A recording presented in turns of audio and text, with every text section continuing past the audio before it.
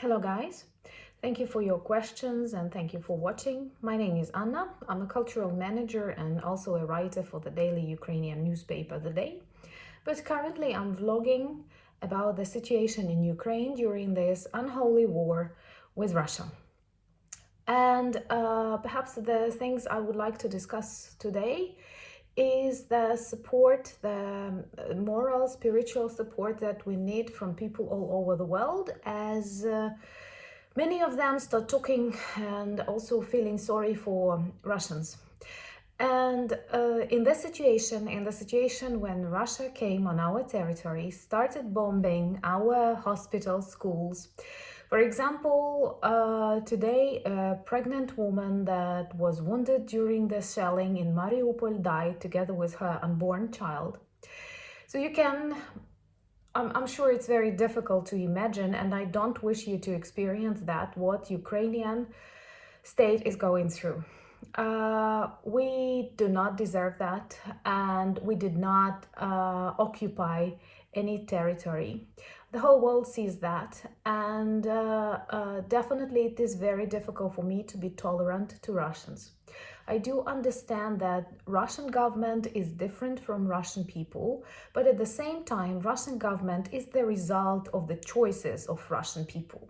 Putin is the president of Russian Federation for 22 years. During these 22 years, we had like 2 revolutions in Ukraine when we changed the leaders we don't like. I do not encourage people to make revolutions, but I do encourage people to change something in their lives if they are dissatisfied.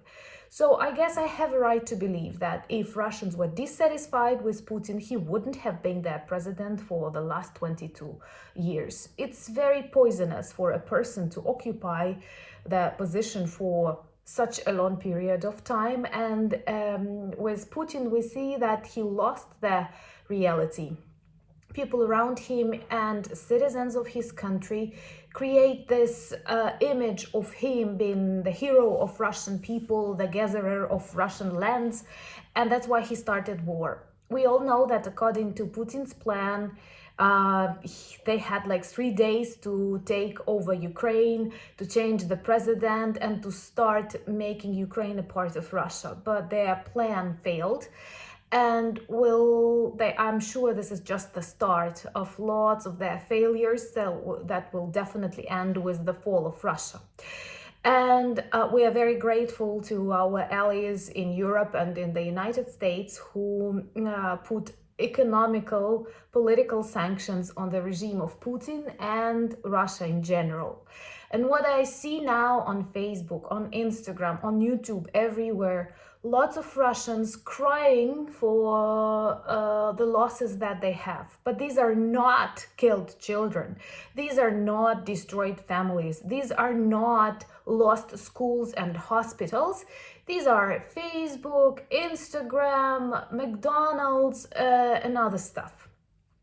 And okay, this is one thing, but what surprises me most of all is when they record those videos describing how difficult it is to be Russian right now because they lose this internet, normal internet connection, censorship, Instagram and stuff like that.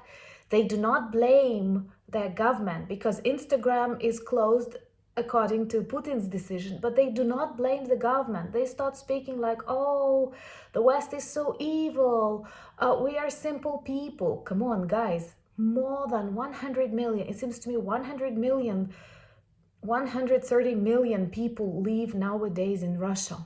And even those of them who support Ukrainians, who are against war, when they write messages, when they write comments, they start saying like, we cannot do anything because Russia is a police state, is a dictatorship. And when we go on strikes, meetings, when we express ourselves, they take us to prison. And I see that.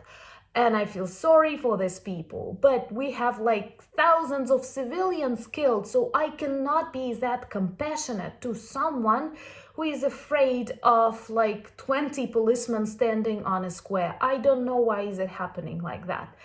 Google have a look at the demonstrations that we have in Kherson. Kherson is now occupied by Russian soldiers, Russian troops, Putin's regime, but people are totally against. This is, by the way, a mostly Russian-speaking region, as Kharkiv, for example, but they are totally against Putin. They are totally against being a part of Russia. And they go out on demonstrations, they stand with our flags, they say that Kherson is Ukraine, Kharkiv is Ukraine, Mariupol is Ukraine. And they are killed sometimes, you know, for that. Killed. And Russians say they are worried, they are afraid. And I think this tells a lot about people, about their state, and to a very great extent, it explains why Russia has Putin at its head. Well, I'm sure many of you who watch me remember how the things were during the Cold War. And Soviet Union did not disappear. Putin has this dream to recreate Soviet Union, and Soviet Union was an awful totalitarian machine that killed millions. Millions of Ukrainians were killed in the 30s during Holodomor genocide, during 40s, and even many of our intellectuals, poets, writers were killed in the 80s. These are the years when I was already on this planet. So someone told me that one very famous writer, a Nobel Prize winner, said that Ukrainians can become very dangerous after they win because they will feel too strong with that. But don't think about that this way. Think about Russia. What will happen if Russia wins?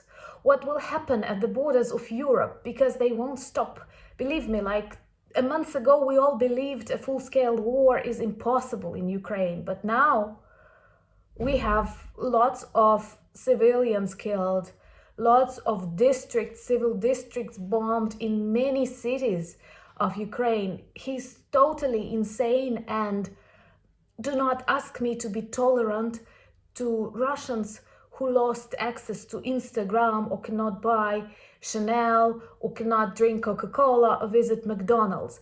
I don't know why they don't ask themselves questions. Why is this happening to us?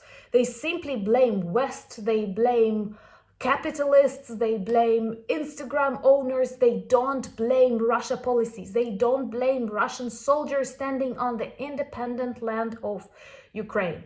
So don't ask me to be tolerant to Russians. This will never happen during my lifetime, and I think that like 100% of Ukrainian citizens support me in that.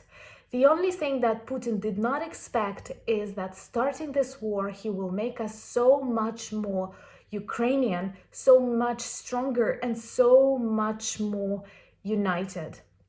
Ask your questions. I'm always glad to answer them. And anyway, Slava Ukraini!